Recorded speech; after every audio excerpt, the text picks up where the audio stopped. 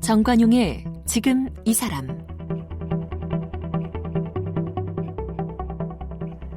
여러분 안녕하십니까? 정관용입니다.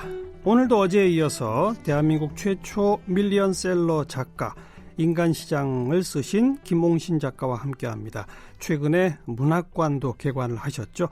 어제 바로 그 문학관 개관 소식 또 소설 인간시장에 대한 이야기 나눠봤는데요. 엄청난 독자의 사랑을 인간시장이 받을 수 있었던 이유는 바로 이 소설가로서의 사명, 올바른 이야기는 꼭 해야 한다. 이런 김홍신 작가의 강한 의지가 바탕에 있었던 것이 아닌가 이런 생각이 듭니다. 권력자에게 당하는 약자들의 울분을 담기 위해서 협박을 당하면서 목숨 걸고 취재했죠. 그 덕분에 당시 독자들 이 소설로나마 통쾌할 수 있었던 것 아닌가 싶습니다. 29회 등단에서 올해로 등단 43주년을 맞은 김홍신 작가 이야기 오늘도 이어갑니다.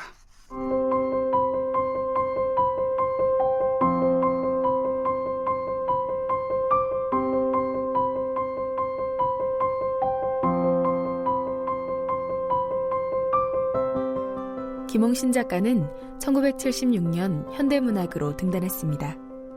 1981년 주간한국에 당시 정치와 사회의 모순과 비리를 폭로한 작품 인간시장을 연재했습니다. 소설 인간시장은 단행본으로 출시된 이후 100만 부 이상 팔리면서 한국 출판 사상 최초로 밀리언셀러가 됐습니다. 김홍신 작가는 1996년 제15대 국회의원에 당선되어 정계에 입문했습니다. 이후 16대 국회의원까지 8년 동안 의정활동을 펼치면서 헌정 최초 8년 연속 의정평가 1등 국회의원의 기록도 세웠습니다. 대표작으로는 인간시장, 칼날 위의 전쟁, 바람, 내륙풍, 난장판, 대발해, 삼국지, 인생 사용 설명서, 단 한 번의 사랑, 바람으로 그린 그림 등이 있습니다. 올해로 등단 43주년을 맞은 김홍신 작가는 한국소설문학상, 소설문학작품상을 수상했으며 대하소설 김홍신의 대발해로 통일문화대상과 현대불교문학상을 수상했습니다. 2015년에는 장편소설 단 한 번의 사랑으로 한국문학상을 받았습니다.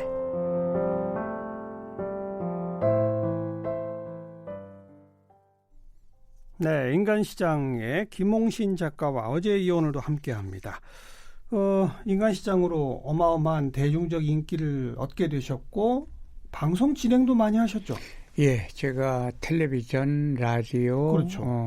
여러 개를 예. 진행을 했습니다. 예, 그러니까 예. 아마 그때는 사회에서 요즘도 그렇지만 연예인들이 왜 스타가 되면은 방송에 네. 이렇게 한 프로그램을 네. 맡기고 이러는 경우가 꽤 많았거든요. 그래서 제가 한 2년 반을 했던 것은 밤에 옛날에는 그 심야 프로그램이 꽤 인기가 있었습니다. 라디오. 예. 그런 것들을 했고 KBS에는 저녁에 시사 프로, 그다음에 아침에 주부들을 대상으로 한 안녕하세요 김홍신 김수미입니다. 네. 이런 아침 라디오 프로를 그것도 한 2년 반 했습니다. TV에서도 뭐 아침의 창 이런 프로도 기억이 나는데요. 예, 그때는 그 아침에 토크쇼가 없던 시절이거든요. 예. 그래서 최초로 우리나라에서 아침 토크쇼를 텔레비전 생방송으로 진행을 저랑 성우랑 네, 이렇게 네. 여성 성우랑 같이 진행을 했죠. 지금 우리 KBS의 장수 프로그램인 아침마당 같은 프로그램. 그러니까 아침마당보다 1년 먼저 시작을 했습니다. 예. 그런 프로그램. 그래서 참 뭐 방송 진행으로 소설로 또 수필로 많은 인기를 끄시다가 국회의원이 되셨단 말이에요. 예. 어쩌다가 정치의 길로 가시게 됐나요? 요즘은 뭐 좀 덜한데 옛날에는 이 사회적으로 말하자면은 언론계나 그다음에 방송계나 이제 방송계보다는 주로 언론계죠. 그다음에 법 법계통의 이제 이렇게 스타급 네. 그다음에 시민운동 또는 이런 분들 중에 그렇게 그쪽에서 생각할 때 스타급이라고 생각하는 사람들을 영입하려고 하죠. 영입을 해요. 그렇죠. 왜냐하면 선거 때 제가 그렇게 해서 처음에 옛날에 그 민주당 꼬마 민주당이 이제 다른 이제 개혁신당하고 합당을 해가지고 민주당이 됐거든요. 통합민주당. 그때 제가 그 대변인으로 영입이 돼서 선거를 치르고 나서 이제 그 당시 말로 이제 전국구라고도 이야기를 했는데 비례대표죠. 그렇게 비례대표 4번을 받아서 그 당시에는 대변인이 되면 거의 저절로 비례대표 순번을 당선 순번을 받게 됩니다. 그래서 15대 국회의원 지내셨고 16대 때는 직접 출마하셨죠? 아니요. 16대 때도 비례대표였습니다. 그런데 그때 이제 그 민주당이 합당을 했습니다. 또 당세가 약해지니까 그 합당을 해서 이제 떠난 분들 중에 상징적인 인물이 이제 노무현 대통령이시고 제대로 남아 있었고 그래서 합당을 한 뒤에 제가 또 그 비례대표를 또 받았습니다. 그때는 그럼 한나라당으로 합당을 했죠? 한나라당이죠. 그렇죠. 그래서 15대, 16대 8년 국회의원 하셨는데 연속 의정평가 1등 국회의원 하셨네요. 8년 연속. 그렇게 됐는데 그 헌정사상 처음 있는 일이라고 합니다. 그러니까 각종 평가를 요즘은 잘 안 하는데요. 옛날에는 언론사, 시민단체, 기관 이런 데서 굉장히 심하게 그 국회의원 평가를 했습니다. 그때마다 이제 제가 그 전체 1등 이래서 그 비결이 뭐였습니까? 아마 제가 잘했다기보다 제 보좌 팀들이 정말 열심히 해줬고요. 저는 앞에서 이제 배우처럼 좀 앞장서서 일을 한 것이고, 그다음에 제가 무슨 사명이 있었느냐면 어차피 작가로 돌아가야 되는데 이 그 작가의 세계가 얼마나 엄혹하냐면 아무리 절친이라도 잘못하거나 말하자면 작가의 세계를 망가뜨리는 사람이거나 이러면은 용서 없이 아주 매몰차게 비판을 하거든요. 그러니까 고향으로 돌아가려면 욕먹지 말아야 되니까 더 잘해야 되고, 그다음에 제가 처음에 국회 들어가면서요, 약속을 공개적으로 한 것은 제대로 하고 임기를 반드시 채우지 않는 국회의원이 되겠다. 임기를 채우지 않겠다. 왜요? 왜? 쫓겨나겠다. 제대로 하고 쫓겨나겠다. 그런데 진짜 제가 6개월을 남겨놓고 국회의원직을 던지고 나왔습니다. 그러기 때문에 제가 약속을 지킨 것이죠. 그러니까 이렇게 보시면 돼요. 그 다음에 더 좋은 자리, 공천을 받고 좋은 자리로 가서 당선되기 쉬운 곳으로 가려면 총재나 위에 잘 보여야 됩니다. 당연하죠. 그래서 저는 아니다. 위는 공격을 해야 되고 국민을 대신해서 그다음에 그 국민들에게만 무릎을 꿇겠다. 제가 약속을 처음부터 국민에게만 무릎을 꿇겠다. 국민이 나의 주인이다. 이렇게 그걸 목표로 했기 때문에 이제 여러 군데서 그런 평가를 내려준 것 같습니다. 언론계, 법조계 등등에서 96년, 2000년 그 시절에 영입된 분들 지금껏 정치하시는 분들 많습니다. 네, 맞습니다. 그런데 우리 김홍신 작가는 나는 정치의 길이 아니다라고 미리 처음부터 작심을 하셨던 거군요. 처음에 국회의원 되면서부터. 그래서 이제 시작한 게 국회의원 되자마자 첫 법안이 뭐냐면 15대 국회, 16대 국회 제1호 법안이 전부 제 법안입니다. 뭐예요? 그게 뭐냐면은 국회의원이 5월 30날 국회의원이 됩니다. 그러면 31일 이틀밖에 안 되는데 한 달치 세배를 줍니다. 그래서 이건 말이 안 된다고 제가 반납을 하고 투쟁을 해가지고 16대 때 일할 계산이라고 그럽니다. 네. 법률 용어로. 이틀치만 주는 거. 그러니까 이틀만 받아라 이거죠. 예, 그다음에 예. 국회의원을 그만두면은 제가 12월 10날 국회의원을 그만뒀기 때문에 열흘치만 12월 그렇죠. 그 세비는 받았습니다. 네, 이제 네. 그런 식으로 바꾸는 것부터 시작을 제가 해서 국회의원들한테 욕먹을 욕 엄청 먹었습니다. 네. 마지막 6개월 남고 던지고 나오실 때는 지도부랑 무슨 갈등이 있었습니까? 여러 가지 갈등이 있었는데요. 그 전에 제가 사보임을 당했습니다. 요즘 흔히 이야기하는 사보임. 그러니까 상임위원회를 강제로 강제로 이제. 예. 원래 어디였는데 어디로요?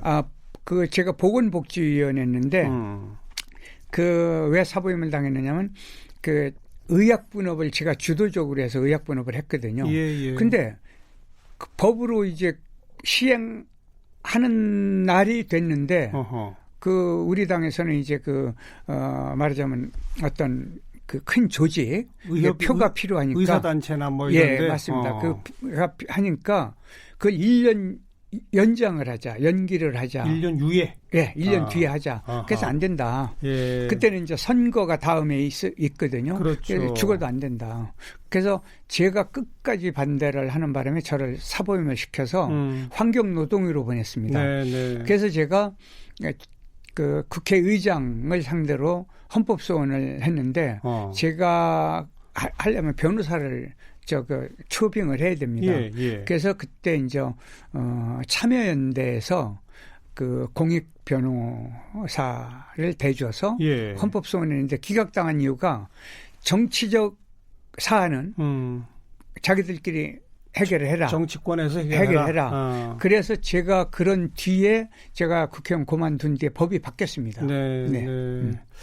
아무튼 강제로 사보임 당하는, 즉 당에서는 의약분업 의사협회 눈치 봐서 1년 미루자는 걸 끝끝내 안 된다 하니 바로 그런 충돌도. 예, 그런 충돌에다가 김두관 장관을 해임하는 거 그걸 국회의원 숫자가 많다고 그것을 주장을 하길래 아니 불법 선거를 저질렀으면 내가 먼저 나서서 해임한다. 김두관 장관 해임 내가 주장을 먼저 하겠다. 그런데 지금 선거도 아닌데 미리 불법으로 선거운동을 할 것이다는 예단을 가지고 해임시키는 건 말이 안 된다.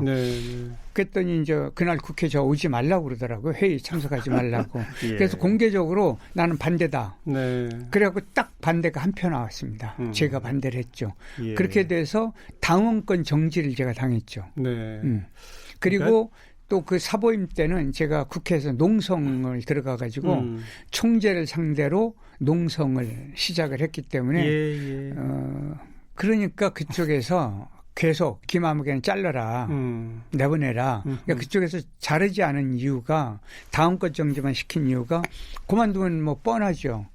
말하자면 지금 지금 민주당하고 활동을 같이 할 게 뻔하다. 그렇죠. 그러니까 저를 자르지 않고 묶어둔 것이었죠. 그래서 제가 튀어나온 겁니다. 네. 비례대표는 당에서 제명해주면 의원직은 유지하거든요. 유지가 되죠. 그러면서 다른 당에 갈 수 있거든요. 그걸 못하게 한 것이죠. 만약 그때 제명해주고 지금의 민주당 쪽으로 합류하셨으면 계속 정치했을까요? 아마 못했을 겁니다. 왜냐하면 저 같은 기질은 거기 가도 또 들이받아요. 예, 들이받는 게 뭐냐면은 잘할 때는 그게 저쪽 당 것도 제가 이쪽 당 편을 들어주고 그렇죠. 그다음에 이쪽 당이 잘 못한다. 그럼 이쪽 당의 대표하고 맞짱을 붙을 수밖에 없는 기질 때문에 아마 저는 정치를 오래는 못했을 걸로 알고 있습니다. 정치를 떠나신 지도 한참 됐는데 요즘 우리 정치 보면 어때요? 저는 그때보다 더 싸운 것 같아요. 그러니까 이게 얼마 전인가 기자가 그렇게 저한테 물어봐요. 왜 소설이 안 팔리냐. 그래서 제가 소설보다 사건 사고가 100배나 재밌는데 소설을 누가 읽습니까? 그랬어요. 그 정도로 지금 말하자면 정치권이 국민을 쳐다보지 않고 딴짓을 하고 있다. 이거는 냉혹하게 좀 회초리를 맞을 일입니다. 그래요. 국민을 의식하고 국민을 위해서 해야 되는데 딴짓, 다 자기 이익과 자기 당의 이익만을 위해서 그런 정치가 계속 되풀이되는 거 아니겠습니까? 참. 아무튼 이제 정치를 그만두시고 네. 소설가로 돌아오셔서 또 역작 대발해 네. 10권짜리를 내셨습니다. 예, 그게 제가 3년간 두문불출하고 12,000장을 아직도 만년필로 쓰니까 만년필로 쓰면서 온갖 병이 다 들었습니다. 요로결석, 그 피부 알러지, 그다음에 머리카락이 많이 빠지고 허리, 그다음에 이제 마비. 이렇게 오른손부터 시작해서 오는 마비가 있습니다. 그다음에 이제 척추 디스크 문제부터 시작해서 여러 가지 그러니까 이제 불면증이 가장 큰 문제처럼 이렇게 드러나고 식욕부진으로 저 같은 경우가 뭐 말을 날이 없을 텐데 말라버리고 수면제로 그 유지를 하고. 왜 그렇게 힘드셨어요? 그 전에도 작품 많이 쓰셨었는데. 예, 근데 그때는 이제 아내가 죽은 뒤거든요. 예, 그리고 그 정치권을 떠나고 나서 이 소설가로 돌아오는 게 고향으로 돌아오려면 네. 소설가다운 짓을 해야 된다라는 그 저에 대한 그 학대 같은 게 있었어요. 그래서 그렇게 해서 12,000장으로 이제 대발에 10권을 냈는데 그리고 나서 7년간은 제가 소설을 못 썼습니다. 그 트라우마 때문에. 소설만 쓰려고 하면 아파요. 아프고 못 견디고 잠을 못 자고 그렇게 못 견디는 세월 때문에 7년간을 소설을 못 썼습니다. 그걸 도저히 이제 이대로 되면 제가 죽을 때까지 소설을 못 쓸 것 같아서 작심을 하고 한 것이 뭐냐면 사랑 이야기는 쓸 수 있을 것 같아요. 사랑 이야기는. 그래서 제가 시작을 해서 2권을 그 뒤에 썼습니다. 우선 단 한 번의 사랑이란 책. 예, 단 한 번의 사랑을 그 7년 만에 썼고 또 작년에죠. 재작년이네요. 벌써 이 바람으로 그린 그림이라는 소설, 이게 2편의 사랑 이야기를 썼습니다. 그래서 지금은 또 쓰기 시작했는데 이제 사랑 이야기는 그 정도 하고 남북 문제. 그래서 제목도 적인종. 그러니까 우리가 왜 흑인종, 황인종, 뭐 백인종 이러지 않습니까? 그때 적인종은 빨간 인간이죠. 그렇죠. 그래서 적인종. 빨갱이란 말이에요? 그러니까 빨간 사람으로 그 오해를 받고 낙인 찍힌 사람들의 이야기를 지금 쓰고 있습니다. 그러니까 국회의원 지내시고 소설계로 돌아오시면서 과거 뭐 인간시장이나 이런 것이 아닌 대하 역사 대발해를 쓰시게 된 이유는 뭐예요? 제가 국회의원 할 때인데요. 사실은 86년에 중공 시절이죠. 중국을 한번 갔는데 향토사학자인데 조선족 향토사학자가 중국이 우리 고구려 발해의 옛 역사를 중국 역사로 지금 바꾸고 있다는 거예요. 동북공정이잖아요. 동북공정이죠. 그 말이 되는 얘기예요. 역사를 어떻게 바꿔요. 그래서 저 사람은 사기꾼인가 보다. 그 나중에 보니까 그렇게 변하기 진짜고 그 사람 말이 사실이었고 그다음에 그 법륜 스님께서 저보고 국회의원 10번 장관 하면 뭐 할 거냐. 잃어버린 우리가 버린 발해 역사를 되가져오는 소설을 쓰는 게 어떠냐. 그 충격을 받았어요. 스님이 그런 얘기를 하시길래. 그래서 그때부터 국회의원 때니까 이렇게 중국 출입하기가 참 편합니다. 그리고 자료 구하기도 조금 편코. 그렇게 해서 이제 북한 자료부터 러시아, 중국, 뭐 이렇게 다니면서 자료를 많이 구했죠. 그래서 한 500여 권의 자료를 놓고 읽으면서 근데 어떤 분들은 500권을 다 읽었냐 그러는데 그게 아니고요. 필요한 부분만 그 책 한 권에서 뽑아서 봅니다. 그렇게 해서 그 12,000장을 그때 쓸 수 있었는데 실제 역사에 나온 인물은 한 5, 60명밖에 안 되고 거기 등장인물이 500 몇십 명인데 나머지는 전부 이제 이름도 새로 짓고 네. 사건도 만들고. 그게 소설이죠. 예. 이게 굉장히 중요한 것 그러나 중에 역사적 사실에 근거한 그렇죠. 그러한 소설이다. 전체는 아니고 네. 부분. 예를 들어서 732년에 서기 732년에 그 대조영의 아들 대무예가 황제 때 그 당나라를 쳐들어가서 마도산 지금의 그러니까 북경 근처까지 쳐들어갑니다. 그래서 당나라의 황제 현종이 평로선봉 오승자를 보내서 이렇게 방벽을 쌓은 게 지금도 있습니다.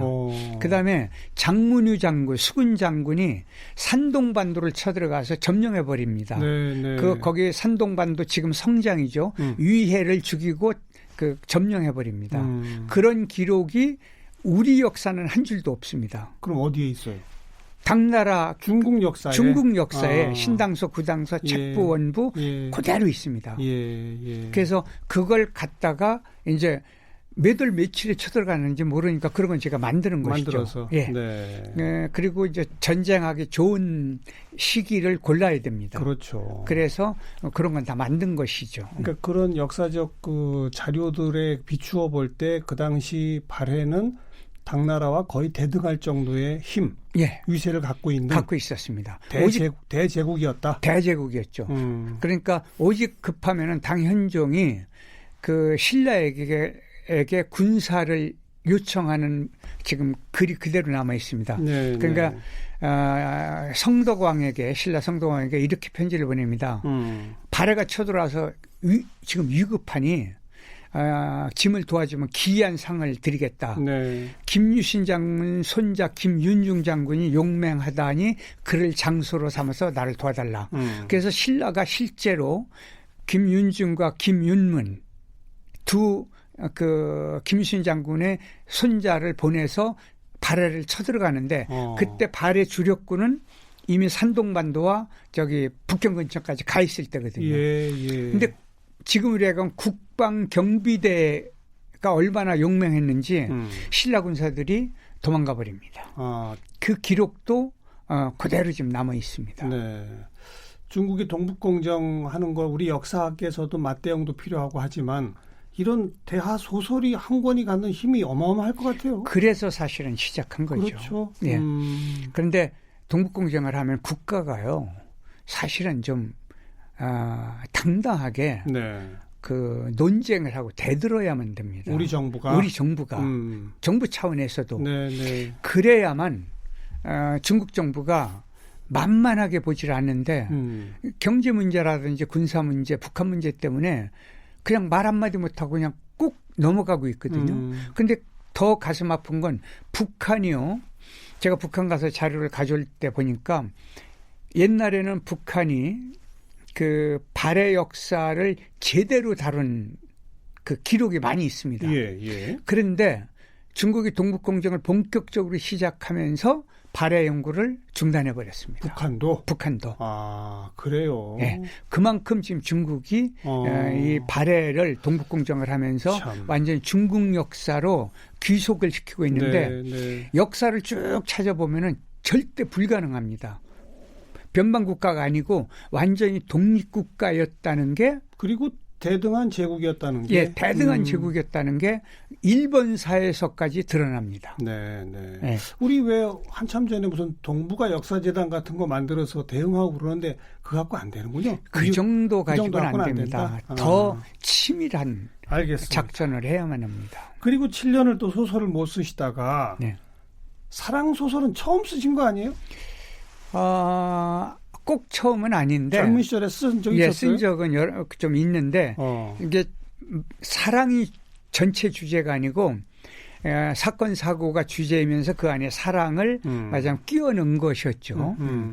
그리고 좀 그 사랑도 그렇게 좀 뜨겁고 따뜻하다기보다는 약간 좀 변형적 사랑이었는데 아주 본격적 사랑은 이제 단 한 번의 사랑부터 시작을 했습니다. 그게 본격적 사랑 소설은 잘 써지던가요? 그걸로 처음에는 한국 문학상을 타셨어요. 예. 처음에는 좀 어려웠는데요. 써보니까 인간의 주성분이 사랑이구나.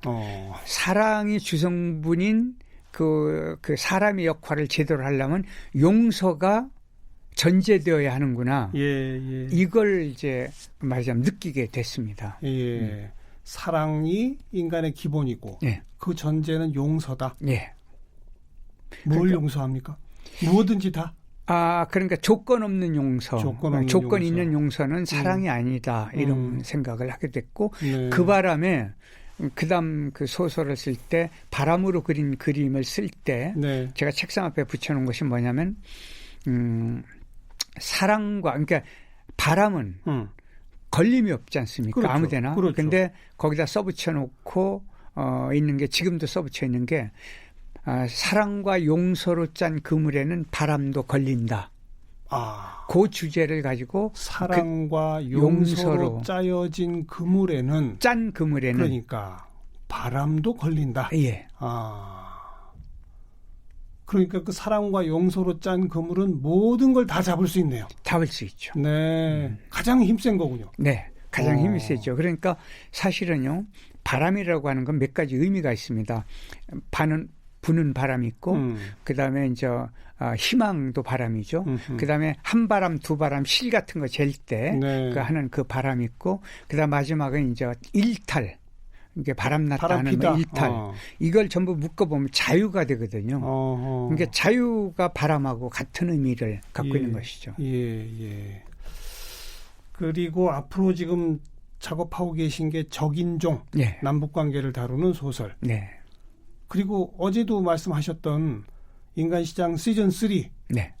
지금 눈에 잘 안 보이지만 구조적으로 더 큰 문제와 비리가 있는 그 네. 대목. 그것도 언젠가 쓰신다고요? 예, 언젠가는 쓸 것 같은데 언제까지라는 장담을 하지 않는 이유는 그 전에 보니까요. 예. 제가 방송이나 이렇게 글을 쓸 때 언제 뭐를 쓰겠다라고 해놓고 보고 그 약속을 지킨 경우도 있지만은 못 지킨 경우가 꽤 있더라고요. 그래서 혹시 거짓말 할까봐 언제까지라고 말씀을 못 드리고 네. 그러나 죽기 전에는 쓸 것 예. 같습니다. 앞으로도 아무튼 끝없이 쓸 수 있을 때까지 쓰겠다. 예. 그거죠? 그래서 제가 최근에 한 얘기는 죽을 때 제 오른손잡이니까 만년필을 들고 죽겠다. 네. 예. 네. 다음 작품, 또 그 다음 작품 계속 기대하겠습니다. 예, 고맙습니다. 영원한 작가 우리 김홍신 씨와 함께했습니다. 고맙습니다. 감사합니다.